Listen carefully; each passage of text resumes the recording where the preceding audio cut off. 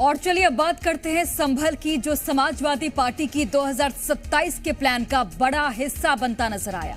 संभल में हालात तनावपूर्ण हैं। पुलिस प्रशासन वहां चुनौतियों से निपटने में लगा हुआ है।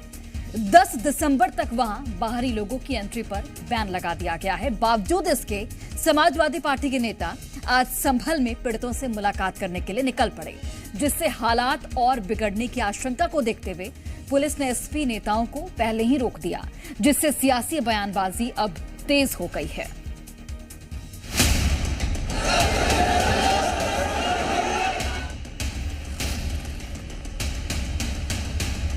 संभल में मंदिर मस्जिद के तनाव के बीच समाजवादी पार्टी अपने 2027 के प्लान पर जुटी नजर आ रही है।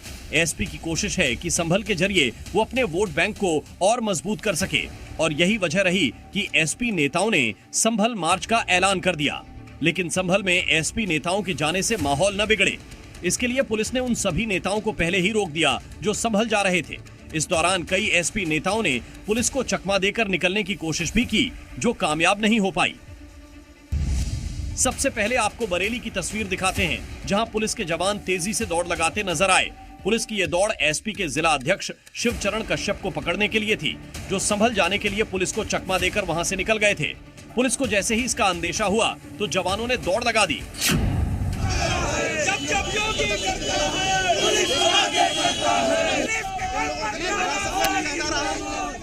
बरेली में इस दौरान समाजवादी पार्टी के कार्यकर्ताओं ने संभल जाने के लिए सड़क पर जोरदार प्रदर्शन भी किया, जिससे वहां अफरा तफरी का माहौल बन गए, जिसके बाद पुलिस ने नेताओं को हिरासत में ले लिया।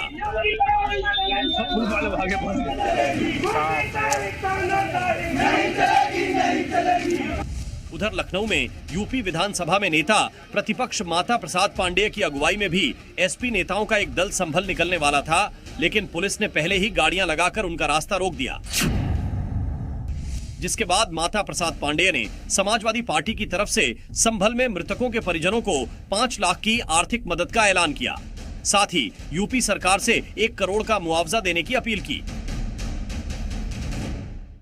समाजवादी पार्टी संभल में मृतकों को 5-5 लाख रुपया देगी और सरकार से मांग करती है कि 1-1 करोड़ रुपया दें।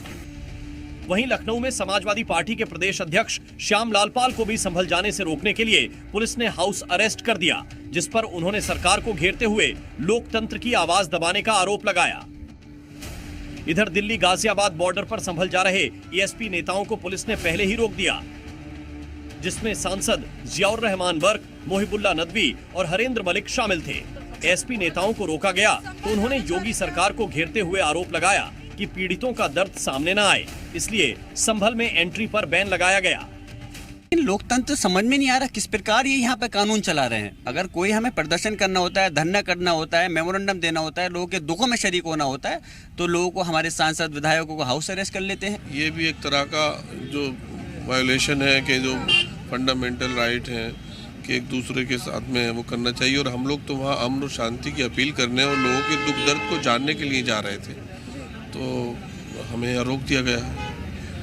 देखिए, हम प्रदेश के जिम्मेदार नागरिक हैं। एक बहुत बड़ी घटना संभल में हुई। हम ये जानकारी लेना चाह रहे थे इसमें गलती किसकी है, कहीं इसकी भविष्य में पुनरावृत्ति ना हो। हालात क्या है, सच्चाई क्या है और अब क्या सुधार हो सकता है, ये लोगों से जानकारी मिल कर गई तो बात का पता करेंगे।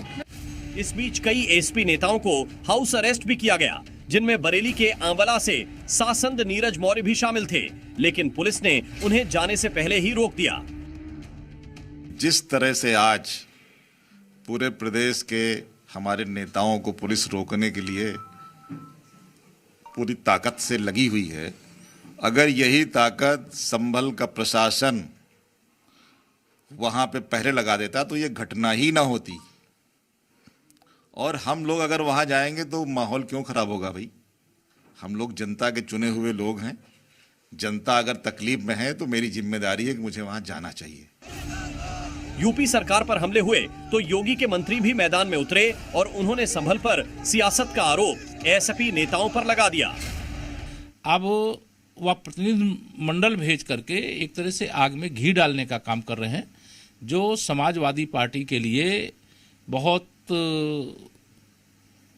खराब साबित होगा। और जो मुझे स्पष्ट समझ में आ रहा है वह ये लग रहा है कि वो चाहते हैं कि जो शांति बनी हुई है उसको फिर बिगाड़ने का काम किया जाए, आग में घी डालने का काम किया जाए। ये समाजवादी पार्टी के मुखिया अखिलेश यादव जी को अपने गिरेबान में झांकना चाहिए। संभल की जो घटना है ये समाजवादी पार्टी के संरक्षित अपराधियों की देन है। जो संभल के अपराधी हैं वो सब समाजवादी हैं। अखिलेश यादव जी को प्रदेश की, देश की जनता से माफी मांगनी चाहिए। समाजवादी पार्टी ने संभल जाने का ऐलान ऐसे समय में किया जब वहां हालात संभालना पुलिस और प्रशासन के लिए चुनौती बना हुआ है। वहां तनाव को कम करने की कोशिशें जारी हैं, लेकिन समाजवादी पार्टी की नजर 2027 के विधानसभा चुनाव पर टिकी है। लिहाजा पीड़ितों पर मरहम लगाने का दावा करते हुए एसपी नेताओं की गाड़ियां संभल की तरफ दौड़ पड़ी, लेकिन पुलिस ने पहले ही उनकी रफ्तार पर ब्रेक लगाकर साफ कर दिया कि 10 दिसंबर से पहले संभल में किसी भी बाहरी की एंट्री पर लगा बैन जारी रहेगा।